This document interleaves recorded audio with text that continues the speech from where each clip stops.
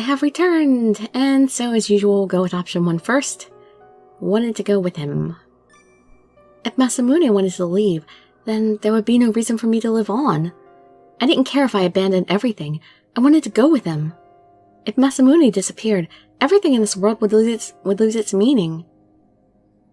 Princess. Princess, get a hold of yourself. Masamune put his lips close to my ear as I shook my head. Look at me, Princess. I was pulled by his gentle voice and timidly lifted my head. Masamune softly kissed my lips. Picture, please! It calmed me down, and he took his lips away. And he whispered to me. Don't forget, Saya. You're a princess. Everyone's lives are riding on your shoulders. Oh! I'll be by your side. I won't ever leave you. You can't guarantee that. Trust me. I really hope I can. He was right. I couldn't think about that right now. The people who had died, and the people who were still living. I had to throw away my doubt for the men the dagger and I had called to this world to fight.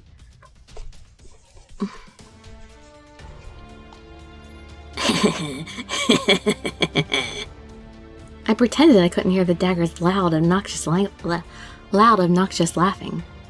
I took aim once more. This arrow will hit. I wasn't just hoping it would hit. I knew it would hit. This was the bow Masamune had trained with. Both of us had practiced laboriously. There was no way this arrow would miss. What's going on? Masamune let go of the arrow. I was pushing the button, nothing was happening. The bowstring snapped forward with a twang. The arrow with the dagger tied to it was sucked into the hole to the underworld. Farewell, princess with the delicious blood. The dagger's voice became distant, and then we saw a light shining from beyond. The entire bottom of the valley emitted a bright light. The light was so strong, we had to close our eyes. And this time I won't have the voice filters on for those. The voice roared from the bottom of the valley. A burst of air shot up, and the earth shook. The horse became scared and reared up. Princess, grab on. Masamune grabbed onto the reins to calm the horse down. The bow slipped out of my hands. I clung onto him on top of the horse. I didn't know how much time had passed. The surroundings suddenly returned to its usual quiet atmosphere. I timidly opened my eyes. Masamune was also slowly opening his. Is it over? We both looked around us. The moonlight was shining, and the quiet forest was spread out.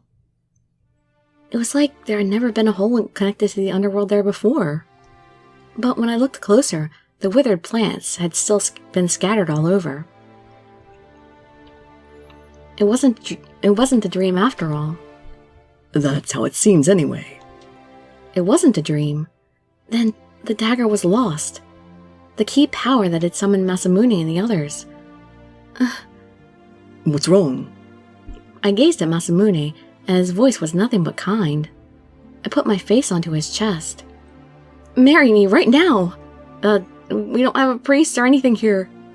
Princess. I want to become your wife. He told me he would be by my side. I didn't think his words were fake. However, I didn't know how long he could oppose the spell cast upon him.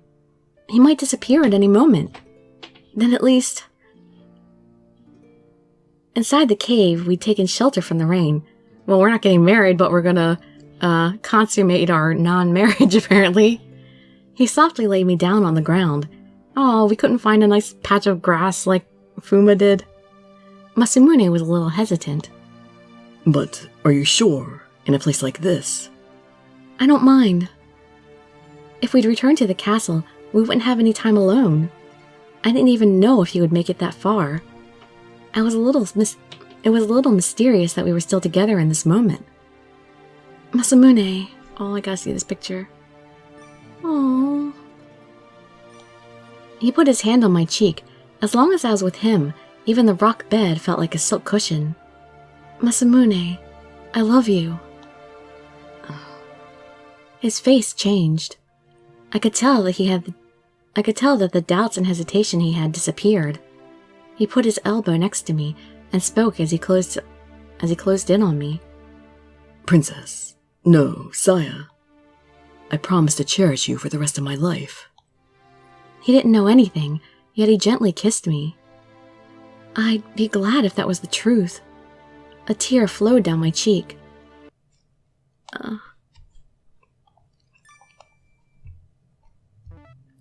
Black sheeps. Or it should be sheep, because sheep is the plural, not sheeps.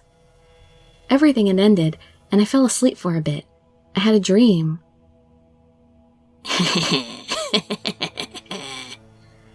That small demon was dancing with its chest in a pale white haze.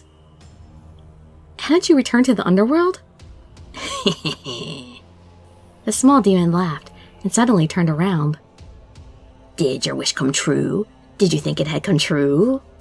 Well, yes, of course it did, didn't it? The hole to the underworld had been sealed. The demons couldn't come here anymore. Our country was saved. Let me see. Is that really the truth? What did he mean? Had you really wished to save the country? Of course. That's what I'd wanted. That's what I meant to do. The small demon's shadow went further away. I didn't want it to go. What did it mean? Hey! My heart was dancing wildly. My heartbeats were pulsing through my body. My hand was reaching out in front of me, just like I had done in my dream. It was just a dream. Still, it had some sort of meaning behind it. Masamune, are you still here? Did your wish come true? Did you think it had come true? Why had I seen that dream just now? My wish was to save the people, the castle, and the nation. At least that's what I'd meant to wish. But why was he trying to tell me it was something else? My words entered my ears. I suddenly remembered Masamune. Masamune! No one else was in the cave we'd slept in last night. The sunlight leaking through the treetops was proof that the night had passed. The fire had burned out, but the ash was still warm when I touched it. Had he gone to see what was going on outside? It was like I'd said it to convince myself. Don't be gone. Masamune, where are you? My voice reached out the outside, but it just echoed. No one replied. I suddenly became frightened. It can't be. Had he gone back? Had his memories returned, and had he gone back to his world? I'll be by your side. I'll never leave you. Even after he'd said that to me. Masamune! Masamune! I prowled around the area while calling his name. The forest was still. No one replied.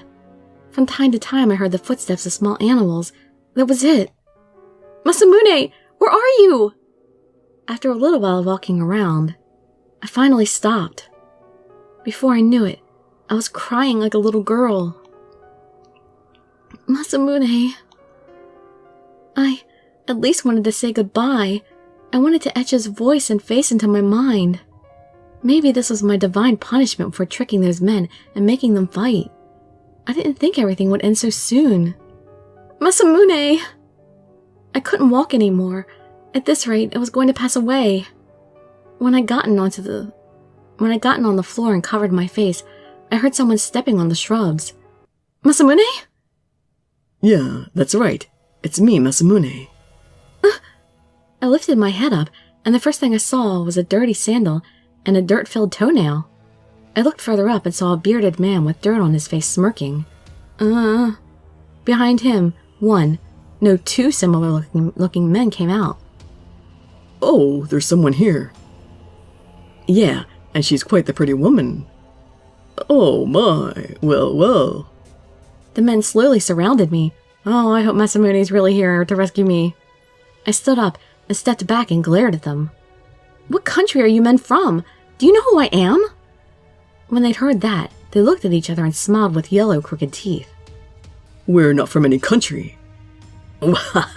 This girl is talking like a princess. No, she might actually be a princess from one of the countries destroyed by this war. Wasn't there gossip of royalty barely escaping death? One of the men got on his knees in front of me and lifted my kimono. Ah! Eee! Wow, these are some nice clothes. This is silk, isn't it?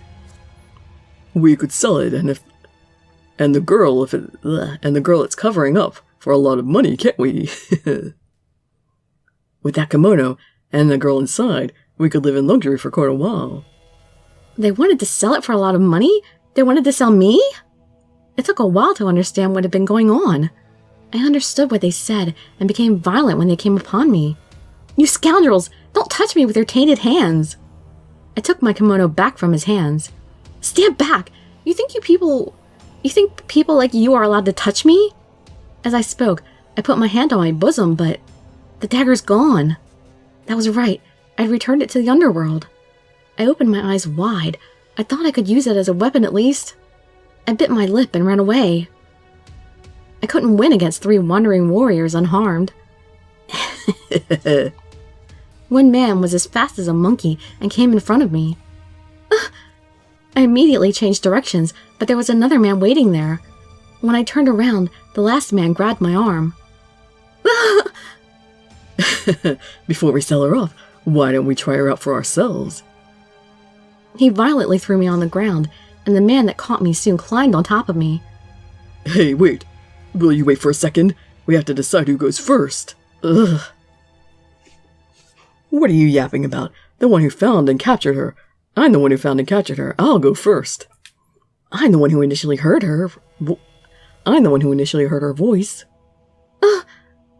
While they were arguing, I scratched the face of the man who was on top of me. Ugh. He put a hand on his face and went backward.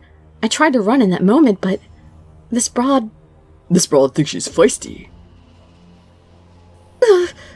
He stabbed a scabbard into my belly. I felt nauseous from the pain and vomit. I endured the pain, but one of the men smirked and grabbed my face. The moaning man pushed me down. This girl needs to be punished a little. My kimono was pulled open. A filthy hand was now touching my skin. It was completely different from Masamune's gentle touch. No! She looks great. Her skin is like silk, isn't it? Let go of me, you brute! I didn't want this to happen. I'd rather bite my tongue off than endure this shame. But before I died, I wanted to have one more glance. Just one more glance of him. Masamune! I screamed at the top of my lungs. It was an intense sound. I then saw a deer or a horse rushing over. And then, the next thing I saw was the wide eyes of the man on top of me. His tongue came out of his gasping mouth. Immediately after, blood flowed out. His body shook and fell over. After I had been showered in his warm blood, I shrunk and held my breath. The person who'd appeared behind the dead man was Masamune! Oh, that's a pretty good picture of him. The sun shined behind him. I'd never seen Masamune like this before.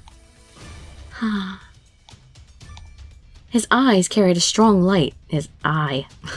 Seeing him expressionless was scarier than seeing him angry. It was like his thin, tight body was giving off an aura of visible anger. Masamune grabbed the fallen man's hair and threw him to the ground like a piece of trash. The trash that he is. You maggot! What do you think you're doing? The man who I'd scratched pulled out his sword and came at Masamune. Without changing his expression, Masamune dodged his blade and stabbed him in the stomach. Masamune kicked him and pulled out his blade. He then cut his head clean off. His movements had been slick and had no sign of hesitation. The man screamed and soon died. The third man turned around and tried to run away. However, Masamune seized the man's hair quickly. He pulled him back and bent his neck. Without a second thought, he slit the man's throat. Blood gushed out in an arc. I think it's pitiful to kill them so quickly. Oh wow, that really does look menacing. His voice was deep and monotone. I remembered something Yukimura had told me a long time ago. I was afraid he might mistake me for a demon and shoot me. I was scared being next to him. This was what he'd meant. It was my beloved face on the battlefield, the ferocious form of a military commander. I couldn't get any words out of my mouth. It wasn't because I was scared, it was because I was in awe. Masamune let out a soft sigh. He then slowly turned toward me. His face had his usual smile on it, even though he just slaughtered those men. He got on his knees in front of me. Sorry for leaving you on your own. I'm sure you were scared. He slowly got closer and hugged me with his powerful arms. Oh, he'd come back to me. Masamune! I clung to his chest with all my strength. I washed the blood off me at a nearby riverbed. No space. We then rode on a horse we'd found somewhere. You were sleeping so soundly, so I went to check out the surrounding areas for a bit. It took a lot longer than I thought. This might sound strange, but... Masamune had stopped talking and gazed at me. I couldn't find the castle. The castle? Yeah, and, He scratched his head and frowned, like he had a hard time finishing. We must be in Masamune's world.